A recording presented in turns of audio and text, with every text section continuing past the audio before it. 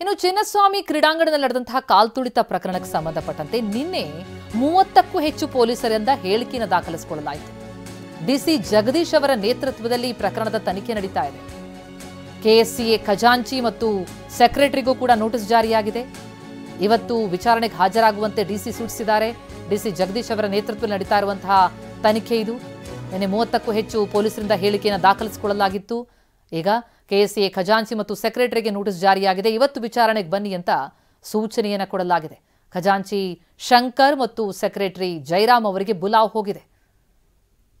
RCB victory ಬೆನ್ನಲ್ಲೇ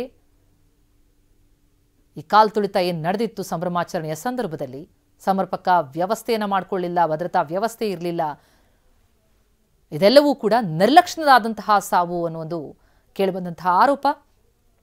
DC Jagadish ಅವರ ನೇತೃತ್ವದಲ್ಲಿ ತನಿಖೆಯನ್ನು ನಡೆಸಲಾಗ್ತಾ ಇದೆ. ಈಗ ಸೆಕ್ರೆಟರಿಗಳಿಗೆ ನೋಟಿಸ್ ಜಾರಿಯಾಗಿದೆ.